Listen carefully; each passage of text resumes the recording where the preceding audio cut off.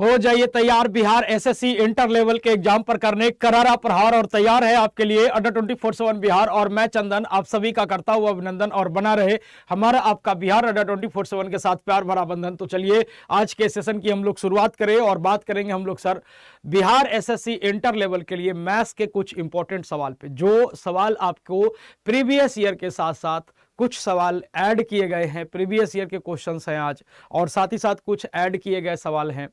तो उन्हीं सवाल पे हम लोग अभी चर्चा करेंगे। तो जितने भी साथी यहाँ पे जुड़ गए हैं, एक बार सभी लोग सेशन को क्या करेंगे साहब, शेयर कर देंगे। सभी लोग सेशन को शेयर कर देंगे, ठीक है ना। सभी लोग सेशन को शेयर कर देंगे। तो स्टार्ट करते हैं हम लोग आज का सेशन, ठीक है ना।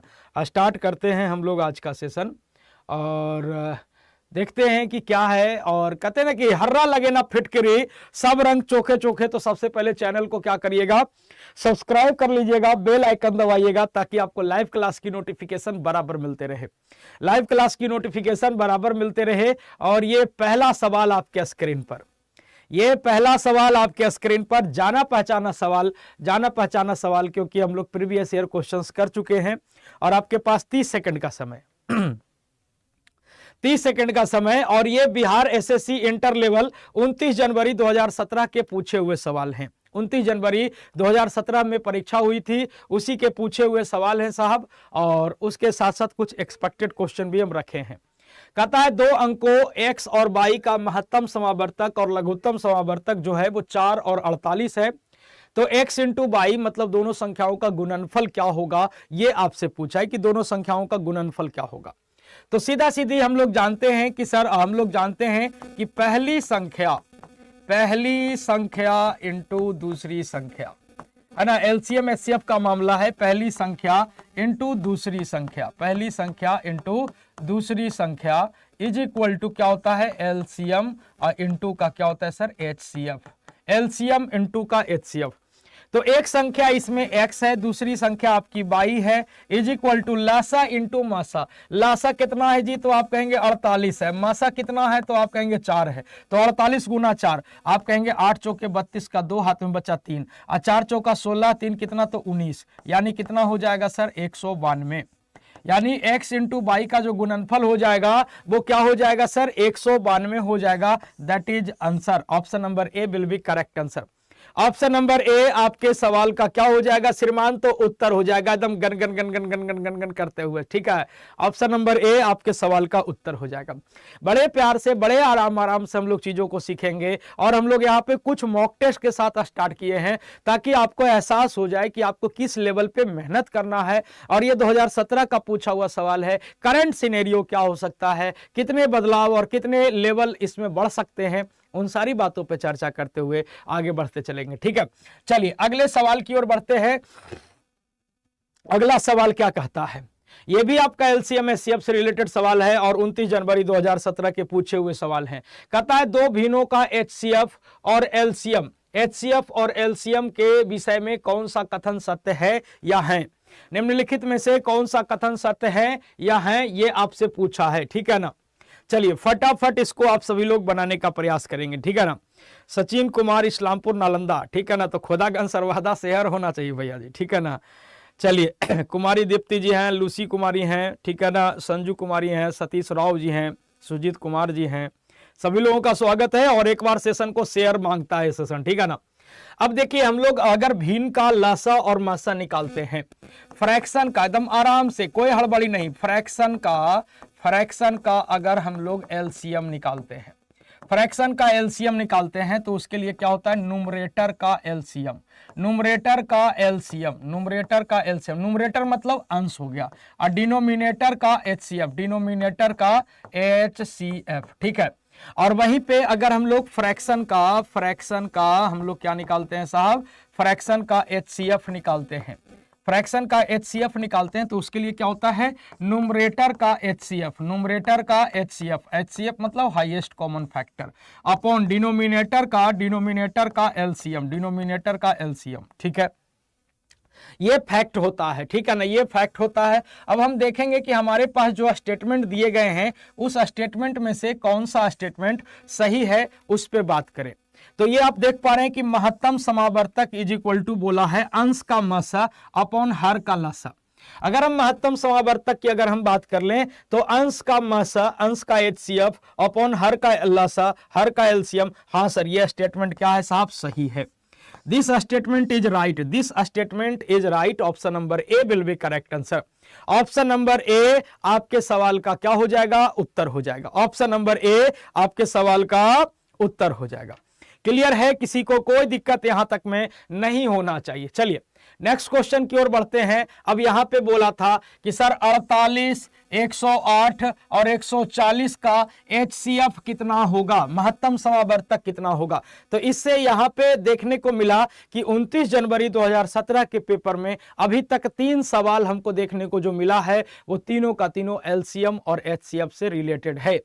LCM और HCF से रिलेटेड है। इस बात को आप लोग नोट करते चलिएगा कि सर अगर हम 29 जनवरी 2017 का पेपर हम देख रहे हैं तो इसमें कितने सवाल कहां से रिलेट किए गए हैं। तो आप देख पा रहे हैं कि सर 3 सवाल हमको मिल गया है जो कि आपका LCM और HCF से रिलेटेड मिला है। ठीक है, अब इसका HCF निकालना है। तो ये तो बड़ा ही सिंपल सा सवाल है, सो सिंपल सा सवाल है। इसको आप चाहो तो ऑप्शन से छांट सकते हैं, ऑप्शन से छांट सकते हैं, नहीं तो फिर HCF निकालना भी कोनो बड़ी भारी बात नहीं है, निकाल भी लेंगे। ठीक है ना। अगर हम ऑप्शन से छांटने का प्रयास करें तो सबसे पहले तो हम छांट पाएंगे सर 7 को। क्यों 7 को काटेंगे, क्योंकि 7 जो है वो 48 से प्यार नहीं करता। HCF क्या होता है, लतखोर इंसान। जने देखली खीर होने गेली फिर, जेकरा देख रहा ओकरे से प्यार हो जा रहा है एकरा के। ठीक ना। तो 7 देखते हैं तो 48 को प्यार नहीं करता है, तो कहानी खत्म। 5 की अगर हम बात करें, 5 को एलिमिनेट करेंगे। क्यों, क्योंकि 5 से तो कोई संख्या तभी कटती है जब इकाई अंक 0 या 5 होता है। यहां 48 है, 48 में 0 या 5 नहीं है, तो 5 भी हमारा छट गया। अब अपने पास रह गया क्या सर, तो अपने पास रह गया 4 और अपने पास रह गया सर 2। अब हम HCF निकाल रहे हैं, हाईएस्ट कॉमन फैक्टर निकाल रहे हैं। तो सबसे पहले हम सबसे बड़े की ओर भागेंगे, हाईएस्ट देखेंगे। तो 4 और 2 में हाईएस्ट कौन है, तो हम कहेंगे 4। अब हम 4 को देखते हैं कि 4 48 से प्यार करता है, आप कहेंगे हाँ 12 चौके 48। 4 108 से प्यार करता है, आप कहेंगे हाँ सर करता है। 4 108 से प्यार करता है, आप कहेंगे हाँ सर करता है। 4 जो है वो आपका सर, 4 जो है वो आपका 140 से प्यार करता है, आप कहेंगे हाँ करता है।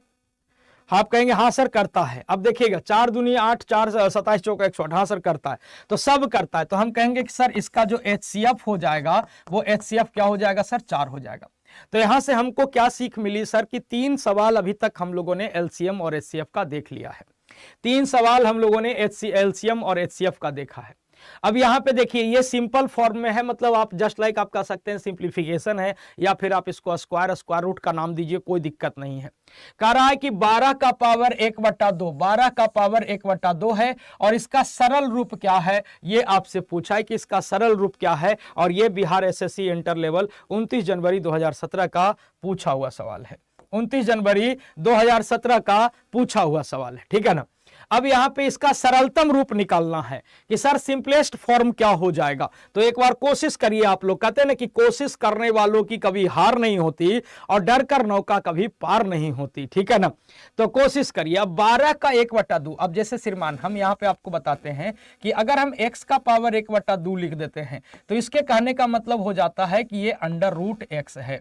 अगर x का पावर 1/3 लिख देते हैं तो इसके कहने का मतलब है कि सर ये क्या है, तो √x है। ठीक है ना। अगर हम x का पावर 1/n लिख देते हैं तो इसके कहने का मतलब हो जाता है कि ये n√x है। n रूट क्या है सर, x है, n√x है। उसी तरह से जब हम देख पा रहे हैं कि ये सर 12 का पावर 1/2 है, तो क्या सर हम इसको इस प्रकार से लिख सकते हैं √12। आप कहेंगे हाँ सर, बड़े प्यार से लिख सकते हैं, कोई दिक्कत नहीं है। अब इसके बाद आगे बात करें सर √12 की, तो √12 को क्या सर हम इस प्रकार से 4 गुना 3 लिख सकते हैं, एकदम बउआ की तरह समझिए। 4 गुना 3 लिख सकते हैं, आप कहेंगे जी बड़े प्यार से लिख सकते हैं। अब ये 4 का जब हम रूट निकालेंगे तो 4 का स्क्वायर रूट करेंगे तो ये 2 बाहर आ जाएगा और ये अंदर रह जाएगा बेचारा √3। तो आपका जो सिंपलेस्ट फॉर्म निकल के आया वो क्या आ गया सर, 2√3 निकल के आ गया। अब 2√3 कहां पे है अपना सर, आप कहेंगे बड़े प्यार से ऑप्शन नंबर ए में है। ऑप्शन नंबर ए में है बड़े प्यार से सर, तो option number A will be correct answer. Option number A आपके सवाल का क्या हो जाएगा, उत्तर हो जाएगा। देखिए जे भाई जी कह रहे हैं कि इंटर लेवल वैकेंसी कब आ रही है। देखिए भैया जी, कैबिनेट की मंजूरी मिल गई है और देखो कुछ विभाग से रिक्तियां निकल के सामने आ गई है और कुछ विभाग से रिक्तियां निकल के सामने आनी बाकी है। अब यहां से कैबिनेट की मंजूरी जो है वो मिल गई है और बाकी विभाग से अगर रिक्तियां निकल के सामने आ जाती है तो मोटा मोटी मान के चलिए कि ये सर आपका बहुत जल्द ही आपको वैकेंसी देखने को मिलेगा। लेकिन वैकेंसी आपका 15 दिन डिले होता है, महीना दिन डिले होता है, डजंट मैटर, अपनी तैयारी शुरू से लगे रहिए। ये बिहार की सबसे बड़ी कमजोरी है कि जब तक नोटिफिकेशन ना आवेगा हम तैयारी नहीं करेंगे और इसी चक्कर में मामला गड़बड़ा जाता है। ठीक है ना। अभी आप जो देख रहे हैं बिहार का बदलता परिदृश्य, उसमें आप देख पा रहे हैं कि अपने को बहुत कम समय दे रहा है तैयारी के लिए, अपने को बहुत कम समय दे रहा है तैयारी के लिए। इसीलिए हम लोग भी सोचे कि नहीं, स्टार्ट कर दो, पहले से तैयारी शुरू करो, तब जाके बच्चों को लाभदायक साबित होगा। इसीलिए हम लोगों ने तैयारी को शुरू करा है। ठीक है, चलिए अगले सवाल की ओर बढ़ते हैं। कहता है कि सर किसी धनराशि पर 10 वर्षों के लिए साधारण ब्याज 3130 रुपया है। 10 वर्षों के लिए साधारण ब्याज 3130 रुपया है। यदि मूलधन 5 वर्षों के बाद 5 गुना हो जाता है, यदि मूलधन 5 वर्षों के बाद 5 गुना हो जाता है तो 10 वर्षों के बाद कुल ब्याज कितना प्राप्त होगा? 10 वर्षों के बाद कुल ब्याज कितना प्राप्त होगा, ये आपसे पूछा है और आपके पास 30 सेकंड का समय है। बनाने का प्रयास करिए, डरिए नहीं। भाई यहां पे खड़ा है, परेशान मत होइए। एक छोटे भाई एक बड़े भाई के नाते हम आपके लिए खड़ा है, परेशान मत होइए। सवाल को रग रग तोड़ेंगे और इज्जत से फोड़ेंगे, रग रग तोड़ेंगे, इज्जत से फोड़ेंगे। ये किए गए मेहनत और मां सरस्वती का आशीर्वाद है साहब। ठीक है, तो तोड़िए। चलिए चलिए चलिए चलिए चलिए चलिए चलिए चलिए फटाफट फटाफट फटाफट। अब यहां पे देखिए एसआई की एक खासियत होती है, सबसे बड़ी खासियत, कि एसआई में क्या होता है कि प्रत्येक साल ब्याज की जो राशि होती है वो बराबर होती है। प्रत्येक साल ब्याज की जो राशि होती है साहब वो क्या होती है? बराबर होती है। आप कहेंगे ठीक है। तो आप देखेंगे कि 10 सालों में हमको जो ब्याज मिला है वो 3130 रुपया मिला है। आप कहेंगे ठीक है। अब कह रहा है क्या कि 5 सालों के बाद मूलधन जो है वो 5 गुना हो जाता है। तो सबसे पहले तो हम क्या करेंगे कि 5 साल का इंटरेस्ट निकालते हैं। 5 साल का इंटरेस्ट निकालते हैं तो आप कहेंगे कि सर सुनिए, 10 साल में हमको 3130 रुपया मिला है तो 5 साल में तो हमको 3130 का आधा यानी 5 साल का जो इंटरेस्ट हो जाएगा वो कितना हो जाएगा? तो 2 से भागा दीजिए, 2 एक कम 2, बच गया 1, 11, 2 पचे 10, बच गया 1, 13, 2 छके 12, बच गया 1, यानी सर 1565 रुपया। 1565 रुपया हमको ब्याज मिलेगा कितने साल में सर? 5 साल में। कितने साल में? अगर हम पूछे कि 5 साल का इंटरेस्ट बताइए तो 10 साल का इंटरेस्ट 3130 था तो 5 साल का इंटरेस्ट कितना हो जाएगा? तो 1565 हो जाएगा। अब 5 साल के बाद घटनाएं क्या घट जाती है, उन चीजों को समझिएगा। घटनाएं क्या घट जाती है कि 5 साल के बाद मूलधन जो है वो हमारा क्या हो जाता है? 5 गुना हो जाता है। तो आप लॉजिकल सोचिएगा सर कि 5 साल में हमको इंटरेस्ट कितना मिला, समझिएगा बात को। 5 साल में अपने को इंटरेस्ट कितना मिला? तो आप कहेंगे 1565 मिला। अब अगले 5 साल में क्या हुआ कि मूलधन जो है वो अपना 5 गुना हो जाता है। मूलधन 5 गुना हो जाता है। तो भैया जी अगर 1 रुपया मूलधन है, सोचिएगा आप कि अगर 1 रुपया पर हमको 1565 रुपया मिला है ब्याज, सोचिएगा एक पल के लिए। अगर हम 1 रुपया के जगह पे अगर हम 1 का 5 गुना अगर 5 रुपया लगाएंगे तो जाहिर सी बात है कि 1565 का 5 गुना हमको इंटरेस्ट अगले 5 साल में मिलेगा। आप कहेंगे हाँ। तो अगले 5 साल में नेक्स्ट 5 ईयर, नेक्स्ट 5 ईयर में हमको क्या मिलेगा? नेक्स्ट 5 ईयर में ये 1565 का क्या मिल जाएगा? 5 गुना मिल जाएगा इंटरेस्ट। काहे मिलेगा जी? काहे कि हम मूलधन को क्या कर दिए हैं? 5 गुना कर दिए हैं। तो यहां से हमको इतना इंटरेस्ट मिल गया। तो ये इंटरेस्ट और ये इंटरेस्ट दोनों को हम क्या करेंगे सर? ऐड ऑन कर देंगे। अब बड़े प्यार से मल्टीप्लाई करिए। 5 पचे 25 की 5 हाथ में बचा 2, 6 पचे 30, 2 32 की 2 हाथ में बचा 3, 15 पचे 75, 3 78, 7825 यहां से और 1565 यहां से, यानी ओवरऑल 10 साल में हमको इंटरेस्ट कितना मिलेगा? 5 5 10 का 0 और 2 अच्छे 8 और 1 9 और 8 5 13 की 3 7 1 8 बकिया 1 9, यानी 9390 रुपया हमको इंटरेस्ट मिलेगा। इस प्रकार 10 साल में हमारा जो ब्याज हो जाएगा वो 9390 रुपया हो जाएगा। भैया जी मन चाप के पढ़ लीजिए, वादा है आपसे एक सवाल बाहर गिरने नहीं देंगे, एक सवाल बाहर गिरने नहीं देंगे। तब हमारा इंटरेस्ट क्या हो जाएगा, 9390 हो जाएगा, 9390 हो जाएगा। चलिए अब अगला सवाल क्या कहता है कि एक अंक जिसके 7 गुने से 15 घटाने पर, एक अंक है जिसके 7 गुने से 15 घटाने पर उस अंक के दुगने से 10 अधिक प्राप्त होता है। एक अंक जिसके 7 गुने से 15 घटाने पर उस अंक के दुगने से 10 अधिक प्राप्त होता है, तो वह अंक क्या है ये आपसे पूछा है कि वह अंक क्या है, ये आपसे पूछा है कि वह अंक क्या हो जाएगा, वह अंक क्या हो जाएगा ये आपसे पूछा है। ठीक है ना जी, मन चाप लिए हैं गुरुजी, ठीक है ना।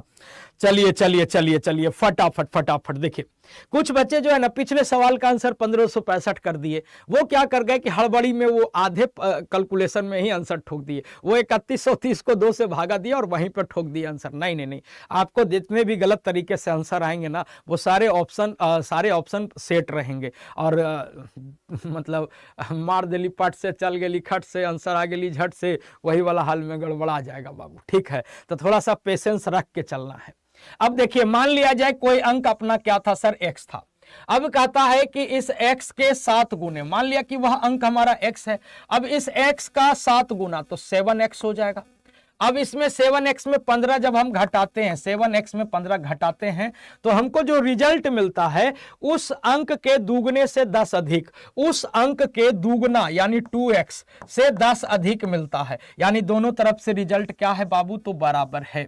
दोनों तरफ से रिजल्ट क्या है बबुआ, तो बराबर है। ठीक है, अब एकरा उठा के एने लाइन तो एने लेवा तो एने प्लस में हो, तो एने आएबा तो का हो जाई, तो माइनस में हो जाई, तो 5x। ठीक है, अब यहाँ पे 10 बाई माइनस के 15 बा उन्हें जाई तो प्लस के 15 हुई तो कितना हो जाई, तो 25। तो अब x बराबर कितना आई हो, तो आप कहेंगे x बराबर 5। अतः हम कह सकते हैं कि वह अंक क्या है श्रीमान, तो हम कह सकते हैं वह अंक क्या है, तो आप कहेंगे सर वह अंक क्या है, 5 है। वह अंक क्या है, तो 5 है। ठीक है ना, ठीक है ना, वह अंक क्या है साहब, तो 5 है और 5 विल बी करेक्ट आंसर। ठीक है ना। अब ये देखिए बड़ा ही प्यारा सा सो सिंपल सा सवाल, और आपको लाज लग रहा होगा और हमको भी कहने में लाज लग रहा होगा कि भाई ये सही में सर इंटर लेवल 29 जनवरी 2017 का पूछा हुआ सवाल है। तो हाँ, ये सही में पूछा हुआ सवाल है, अचंभित मत होइए, वो 2017 था, ये 2023 है। ठीक है ना, अचंभित मत होइए, ये उसी का पूछा हुआ सवाल है। अगर भरोसा ना हो तो गूगल कर लीजिएगा, भरोसा ना हो तो जो पिछला परीक्षा दिया है उससे पूछ लीजिएगा, आपके जान पहचान में कोई होंगे तो गलत नहीं करेंगे साहब आपके साथ। ठीक है ना, गलत नहीं करेंगे आपके साथ। ठीक है ना। चलिए अब यहां पे देखिए, कहता है कि ए और बी एक कार्य को पूरा करने में 4 दिन लेते हैं, ए अकेले इस कार्य को पूरा करने में 12 दिन लेता है। तो आप बताइए कि बी अकेले इस कार्य को कितने समय में पूरा कर लेगा। बड़ा ही प्यारा सा सिंपल सा सवाल, बड़ा ही प्यारा सा सिंपल सा सवाल। ठीक है ना, बड़ा ही प्यारा सा सिंपल सा सवाल। तो टेंशन नहीं लीजिए, कुछ नहीं, अगर आप इसको चाहो तो फार्मूले से घुसा सकते हो, अगर आपको दिक्कत होता है तो आप एलसीएम लेके जा सकते हो। देखिएगा, कहता है कि ए प्लस बी दोनों मिलके काम को 4 दिन में समाप्त कर सकते हैं, और कहता है कि ए अकेले उस काम को 12 दिन में कर सकता है। सबसे पहले हम लोग क्या करते हैं कि ये 4 और 12 का एलसीएम लेते हैं। ये 4 और 12 का एलसीएम कितना, तो 12। ये 12 क्या आएगा सर, तो ये 12 आएगा टोटल वर्क टारगेट। ध्यान से समझिएगा, ये 12 क्या आएगा, तो ये 12 आ जाएगा क्या, तो total work target, total work आ जाएगा कि हमको काम मिल गया कि 12 बोतल पीना है पानी। गलत मत समझिएगा, 12 बोतल पीना है पानी। ठीक है ना, 12 बोतल पीना है पानी।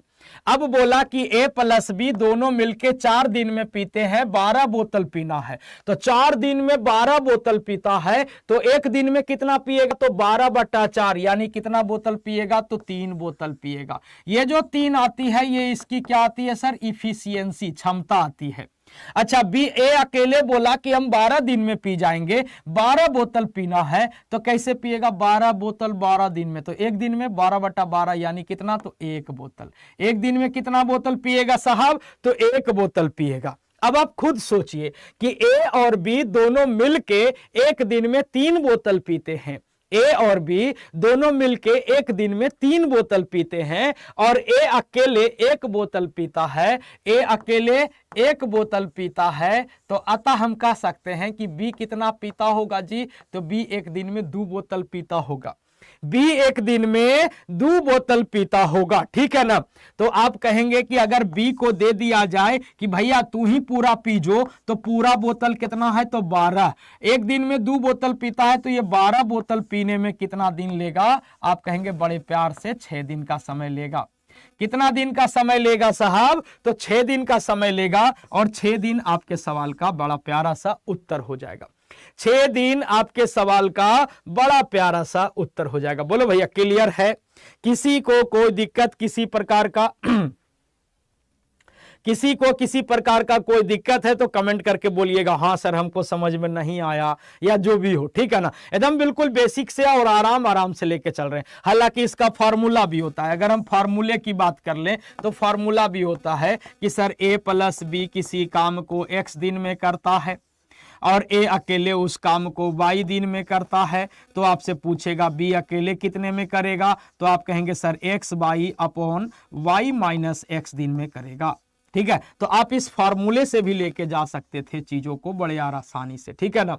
इस फार्मूले से भी आप चीजों को बड़े आराम से लेके जा सकते थे, ठीक है। चलिए आगे बढ़ते हैं। अब अगला सवाल क्या कहता है कि सर 5/6, 7/8, 11/12 और 3/10 में न्यूनतम भिन्न कौन सी है ना, न्यूनतम भिन्न कौन सी है। और यह भी सवाल 29 जनवरी 2017 का पूछा हुआ सवाल है, 29 जनवरी 2017 का पूछा हुआ सवाल है ना, 2017 का पूछा हुआ सवाल है। राकेश जी तैयारी शुरू करिए, भाई खड़ा है आपके लिए, टेंशन ना लीजिए, टेंशन ना लीजिए। कहते ना कि वक्त रहते हथियार में धार लगा लीजिए, तो अच्छी बात है। युद्ध के दिन हथियार में धार लगावल ना जला बबुआ, तो भाई खड़ा है ना हो, टेंशन ना ले, ठीक ना, टेंशन ना ले। जब आई है तब तोड़ दी है, ठीक ना, तो तैयारी में लगल रहा, ठीक है ना।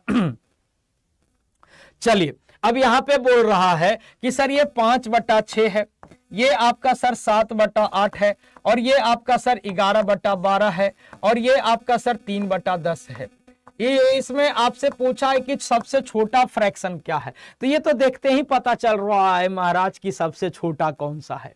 काहे सर, आप कहेंगे देखो मोटा मोटी भी, अगर आप इसको मोटा मोटी भी भागा दीजिए तो यहाँ पे 5 है, 50 मान लेते हैं, 50 में अगर हम 6 से भागा दें तो 6 × 8 = 48, 0.8 आपका समथिंग आएगा। ये 70 है तो 8 × 8 = 64, 8 × 8 = 64, यहाँ पे भी 0.8 समथिंग आएगा, ठीक है ना। यही 110 है, 12 × 8 होतल से 0.9 समथिंग आएगा। 3/10 मतलब 3/10, तो ये आपका आ जाएगा 0.3। तब आप कहेंगे कि सर सबसे छोटा कौन है, तो 0.3 है और 3/10 आपका क्या होगा सर, सबसे छोटा हो जाएगा। तो स्मॉलेस्ट क्या हो जाएगा साहब, तो स्मॉलेस्ट क्या हो जाएगा, स्मॉलेस्ट क्या हो जाएगा, तो 3/10 हो जाएगा। सबसे छोटी भिन्न क्या हो जाएगी, तो 3/10। ये सो सिंपल था क्योंकि सर आप देख पा रहे थे कि इसके बीच में गैपिंग ही बहुत ज्यादा कर दिया इन लोगों के मार्फत, ठीक है ना। तो ये ऐसे ही धरा जा रहा था कि सबसे छोटा कौन सा है, ठीक है ना। चलिए अब अगला सवाल कहता है कि सर अगला सवाल कहता है कि आयु में बड़े राम, आयु में बड़े राम यानी सिंपल हो गया कि राम बड़ा है और छोटे श्याम की आयु में 16 वर्ष का अंतर है। मतलब सिंपल सा हो गया कि राम बड़ा है और श्याम छोटा है और इन दोनों के आयु में 16 साल का अंतर है, ठीक है। अब कहता है कि 6 साल पहले राम जो है वो श्याम से 3 गुना बड़ा था, राम जो है वो श्याम से 3 गुना बड़ा था, तो राम की वर्तमान आयु कितनी है, ये आपसे पूछा है कि राम की वर्तमान आयु कितनी होगी, राम की वर्तमान आयु कितनी होगी, ये आपसे पूछा है कि राम की वर्तमान आयु कितनी होगी। तो सिंपल सा सवाल है, बनाने का प्रयास करिए महाराज, बनाने का प्रयास करिए, टेंशन न लीजिए। तो देखिए ये राम जी हैं भैया जी और ये श्याम जी हैं, ठीक है, बहुत अच्छा। कहता है कि सर 6 साल पहले राम जो है वो श्याम से 3 गुना बड़ा था। राम जो है वो श्याम से 3 गुना, अगर 6 साल पहले राम जो है वो एक था, सॉरी श्याम जो है वो एक था, तो राम जो है वो 3 गुना बड़ा था, मतलब 3 था। ये जो एज है साहब, ये जो रेशियो हम लोग कंसीडर कर रहे हैं, ये रेशियो कब का है सर? तो ये रेशियो 6 साल पहले का है। 6 साल पहले का है सर, 6 साल पहले का है। देखो भैया, अगर आप कंसंट्रेट होकर अगर हमारे साथ पढ़ते हैं ना, तो आपको दोबारा पूछने की जरूरत नहीं पड़ेगी कि रिपीट कर दीजिए, ठीक है? काहे कि फारे फार तोड़ना हम जानते हैं, फारे फार तोड़ के हम पढ़ाते हैं, ठीक है? तो श्याम की आयु मान लेते हैं 1 है, तो राम जो है वो 3 गुना बड़ा था, तो 3 था। ये कब? तो 6 साल पहले। अच्छा, दोनों के एज में अंतर की बात करें कि दोनों के एज में अंतर, दोनों के एज में अंतर, तो आप कहेंगे दोनों के एज में अंतर कितने का? तो आप कहेंगे सर 2 यूनिट का। रेशियो हमेशा यूनिट में पढ़ा जाता है। दोनों के एज में अंतर कितने का? तो 2 यूनिट का। और यहां पे दोनों के एज में अंतर कितने का है? तो आप कहेंगे सर 16 साल का है। आप कहेंगे महाराज हम की का, तो ये गड़बड़ी हो रहा है, हम की क्या भैया जी? तो ये तो रेशियो तो लिए है 6 साल पहले का, हम की हाँ। ये आयु में जो अंतर है वो 16 साल का, ही तो वर्तमान में अंतर है, हम की हाँ। तो सर आप इसके साथ क्यों कंपेयर कर रहे हैं? हम की भैया जी उम्र का जो अंतर होता है वो हमेशा समान होता है। उम्र का जो अंतर होता है वो हमेशा समान होता है। लॉजिकल सोचिएगा कि आप अपने पापा से अभी जितने छोटे हैं, 2 साल पहले भी उतने ही छोटे थे, 2 साल बाद भी उतने ही छोटे रहेंगे। आपके और आपके पापा में जितने साल का गैप है, वो अभी जितने साल का गैप है, उतना ही गैप 5 साल पहले भी था, उतना ही गैप 5 साल बाद भी होगा। है, एज का जो अंतर होता है वो हमेशा समान होता है। तो 2 यूनिट बराबर 16, तो यहां से अगर हम 1 यूनिट की बात कर लें तो 1 यूनिट बराबर कितना हो जाएगा? तो 8 साल। अगर हम इससे अगर देखा जाए तो राम की आयु अगर हम यहां से निकालना चाहें तो राम की आयु 3 यूनिट, तो 3 यूनिट बराबर कितना हो जाएगा? तो 8 गुना 3 यानी कितना? तो आप कहेंगे सर 24 साल। 24 साल राम का एज आ गया सर, 24 साल राम का एज आ गया। लेकिन सर ऑप्शन में तो है ये नहीं है। हम कि भैया ये 24 साल का जो एज आया है वो क्या है? 6 साल पहले का नहीं रेशियो है जी, ये 6 साल पहले ना। तो 6 साल पहले राम 24 साल का था, तो वर्तमान में कितने का होगा? तो वर्तमान में लाने के लिए हमको क्या करना पड़ेगा? तो 6 साल जोड़ना पड़ेगा। तो वर्तमान एज निकलेगा 24 और 6 कितना? तो आप कहेंगे साहब तो 30 साल, है ना। वर्तमान आयु कितना साहब? तो 30 साल। और 30 साल आपके सवाल का क्या हो जाएगा? उत्तर हो जाएगा। 30 साल आपके सवाल का क्या हो जाएगा? उत्तर हो जाएगा। कोई दिक्कत, किसी प्रकार का कोई दिक्कत आप सभी को?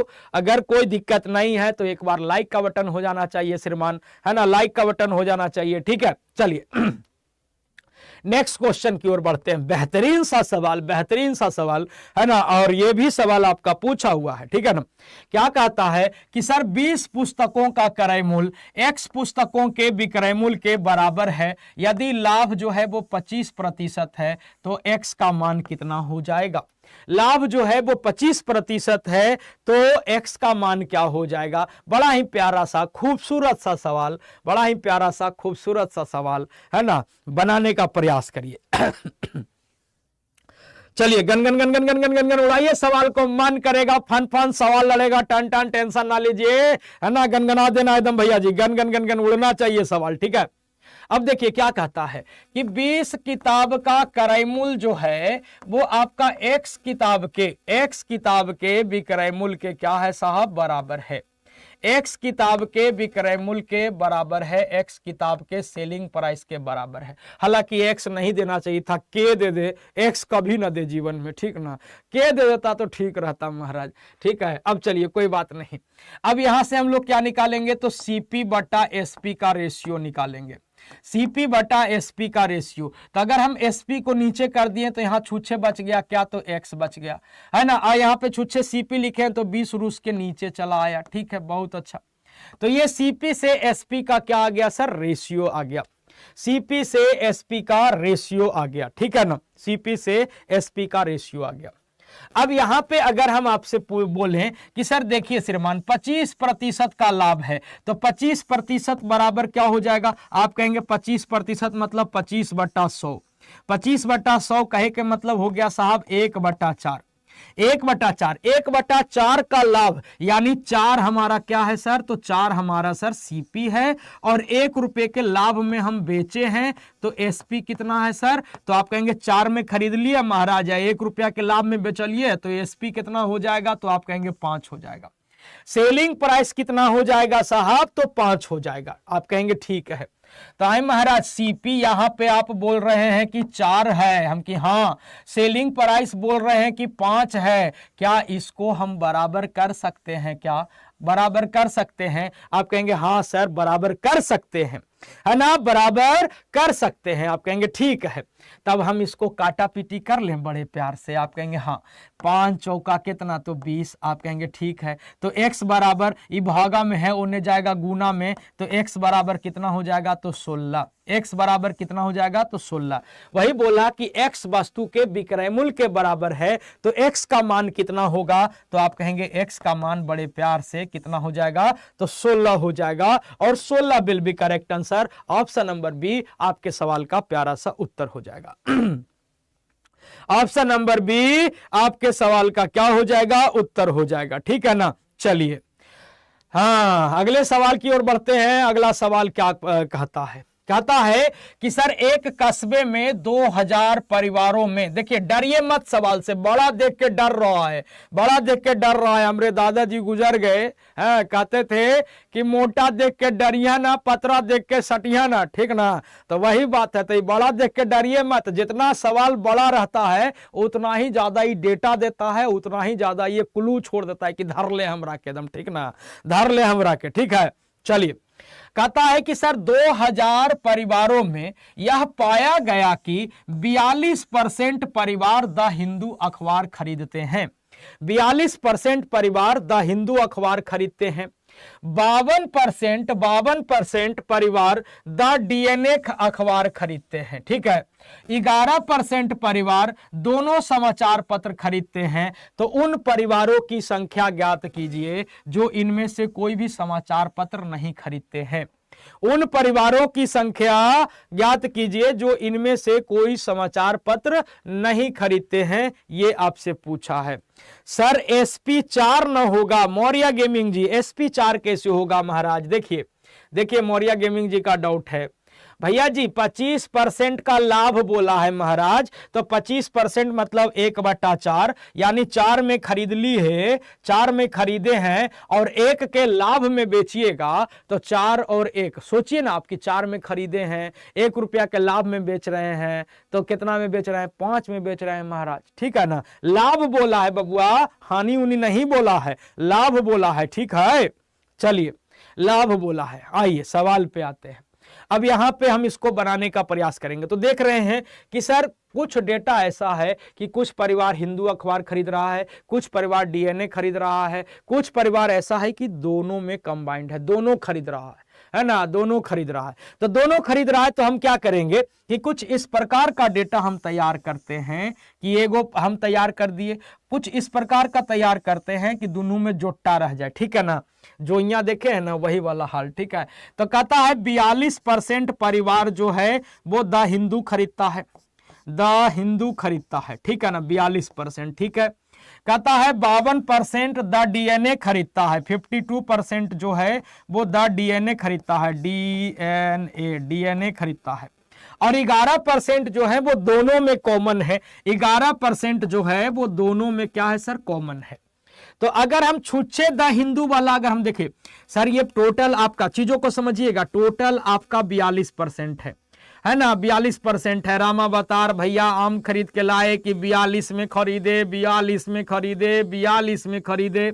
घरे आए तो भौजी कहे महाराज तेने 11 रुपया के तो गुठली निकल गेल, वह 11 रुपया के तो गुठली निकल गेलो, तो खैला कितना के? तो 42 में से 11 घटाव, तो छुच्छे द हिंदू वाले कितने हो गए? तो 31%। अगर हम आपसे पूछें कि केवल द हिंदू अखबार खरीदने वाले कितने परसेंट हैं, तो आप कहेंगे केवल द हिंदू खरीदने वाले 31% हैं। ठीक है। उसी प्रकार से रामावतार भैया चिल्ला रहे हैं, ओ 52 में खरीदे, 52 में खरीदे, 52 में खरीदे।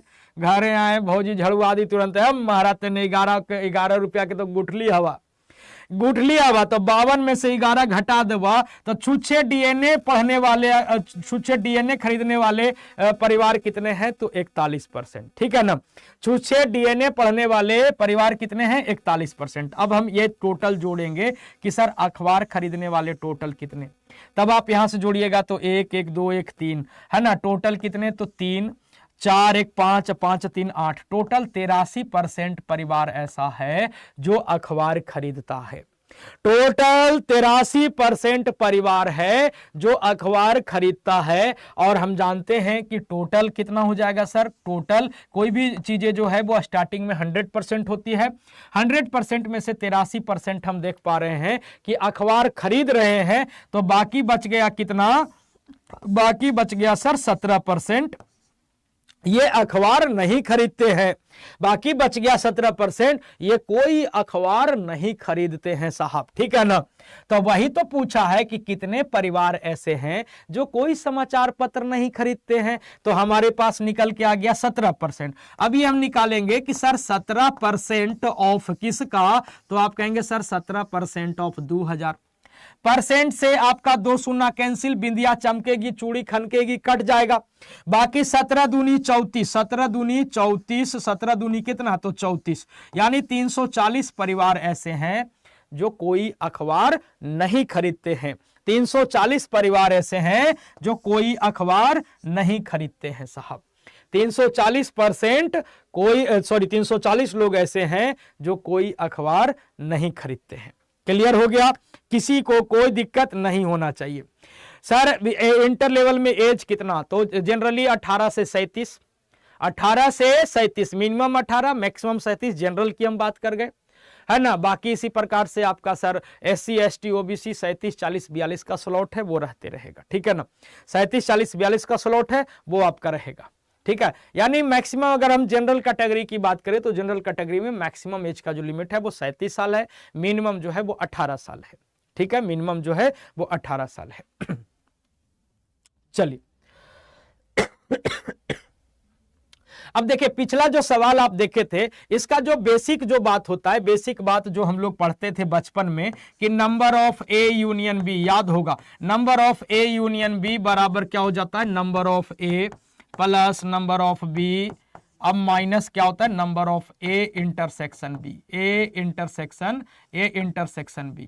तो ऐसे भी बना सकते थे सिंपल वे में कि सर 42% आपके द हिंदू वाले हैं, 52% सर आपके DNA वाले हैं, 11% आपके दोनों वाले हैं। तो ये दोनों को जोड़िए, अब माइनस कर दीजिए, तो आप कहेंगे 2 2 4, 4 में से 1 गया तो 3, 5 4 9, 9 में से 1 गया तो 8, यानी टोटल अखबार पढ़ने वाले खरीदने वाले 83%, तो नहीं खरीदने वाले कितने? तो 100 में से 83 घटा के आप ऐसे भी बना सकते थे, आप ऐसे भी बना सकते थे। अगला सवाल सो सिंपल सा सिंप्लीफिकेशन का सवाल, बड़ा प्यारा सा खूबसूरत सा सवाल है ना। और इसके लिए तो कोई समय तमय का कोई विडंबना नहीं है, इसको तो आप तुरंत सोल्व कर लीजिएगा, है ना। 1250 में 50 से भागा देना, ये छोटा सा मजाक है ना। और ये 29 जनवरी 2017। अभी आपको ये सवाल बड़ा आसान लग रहा होगा कि सर ऐसे ऐसे सवाल पूछे जाते हैं, तो ये अभी आपको आसान लग रहा होगा क्योंकि 17 से 2023 चल रहा है, हम लोगों का थिंकिंग पावर बढ़ गया है, तो अभी हमको आसान लग रहा है। लेकिन जो बेचारा 2017 में परीक्षा दिया था उसके लिए तो थिंकिंग पावर तो वैसा ही था, लेकिन कटअप भी अच्छा खासा गया था, कटअप भी अच्छा खासा गया था, ठीक है। अब यहाँ पे सिंपल वे में कैलकुलेट करते हैं, 0 से 0 कट गया, 5 से इसको काट दीजिए तो 25 चांस में कट गया। अब ये क्या हो गया? 7500 में 25 को ऐड कर दीजिए, क्या हो जाएगा? 75 25 आपके सवाल का उत्तर हो जाएगा। 75 25 आपके सवाल का उत्तर हो जाएगा, और ये आपका option number B will be correct answer. Option number B आपके सवाल का उत्तर हो जाएगा, ठीक है ना।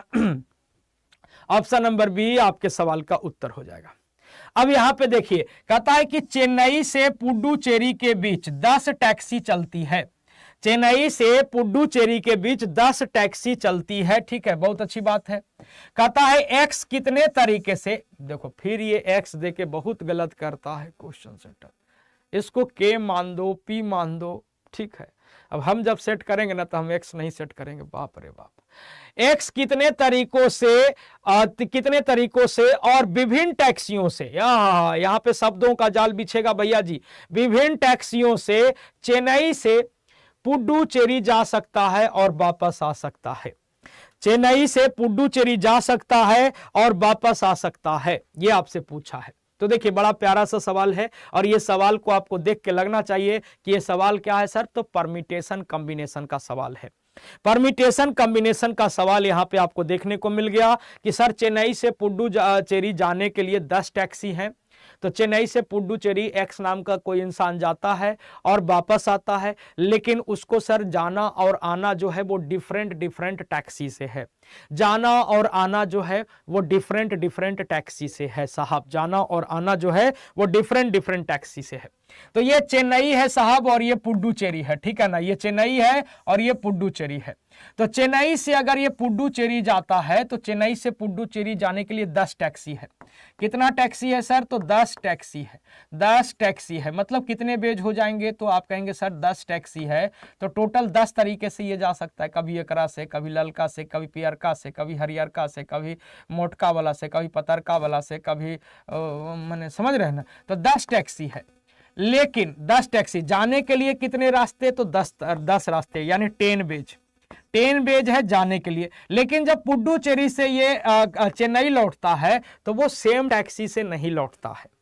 पुडुचेरी से जब ये चेन्नई लौटता है तो सेम टैक्सी से नहीं लौटता है। जिस टैक्सी से गया उसको छोड़ देगा और दूसरे टैक्सी से आएगा। यानी 10 टैक्सी जाने के लिए था तो जाहिर सी बात है 10 टैक्सी आने के लिए भी होगा, लेकिन आने के लिए वो सेम टैक्सी को छोड़ देता है। यानी आने के लिए उसके पास कितने टैक्सी होते हैं, तो 9 टैक्सी होते हैं। 9 टैक्सी होते हैं। यानी रिटर्निंग का कितना तरीका, तो आप कहेंगे 9 बेज हो जाएगा। तो टोटल तरीके की बात करें कि टोटल कितने तरीके, तो 10 नमा कितने, तो 10 नमा कितने 90। कितने तरीके से आ जा सकता है, तो आप कहेंगे सर 10 नमा 90 तरीके से आ जा सकता है।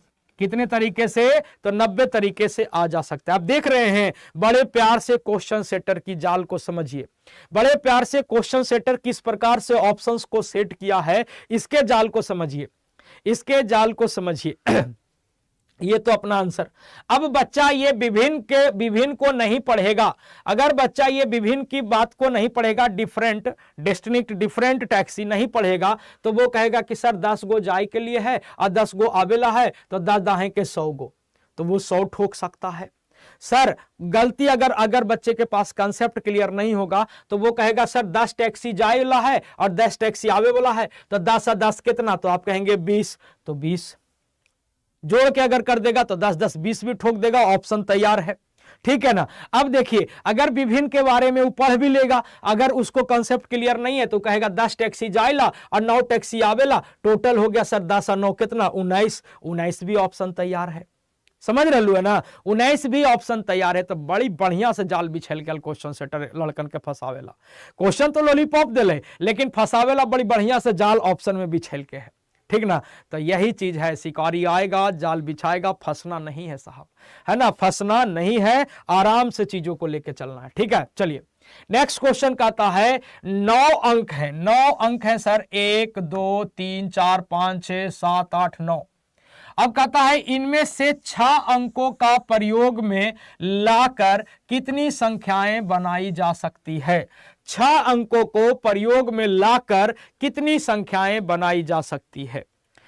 9 अंक है साहब और इसमें से 6 अंकों को प्रयोग में लाकर कितनी संख्याएं बनाई जा सकती है, ये आपसे पूछा है। और ये अब हम आपके लिए क्या रखेंगे सर, होमवर्क के तौर पे रख देंगे। ये आपके लिए क्या रख देंगे साहब, होमवर्क के तौर पे रख देंगे, जिसका आंसर आप सभी लोगों को कमेंट करके बताना है। जिसका आंसर आप सभी लोगों को कमेंट करके बताना है कि सर इसका उत्तर क्या हो जाएगा, इसका उत्तर क्या हो जाएगा। आप सभी साथियों को कमेंट करके बताना है कि इसका उत्तर क्या हो जाएगा, ठीक है। इसका उत्तर क्या हो जाएगा, सभी साथियों को कमेंट करके बताना है और हमें आपके कमेंट का इंतजार रहता है, हमें आपके कमेंट का इंतजार रहता है। बाकी आपको बता दें कि सर डेली आपकी मैथ्स की क्लास जो होगी, डेली मैथ्स की क्लास की अगर हम बात कर लें, डेली आपकी मैथ्स की class Bihar SSC 10+2 inter level के लिए आपकी जो डेली मैथ्स की क्लास होगी वो रात 8 बजे से होगी, रात 8 बजे से होगी, रात 8 बजे से चलेगी, ठीक है ना।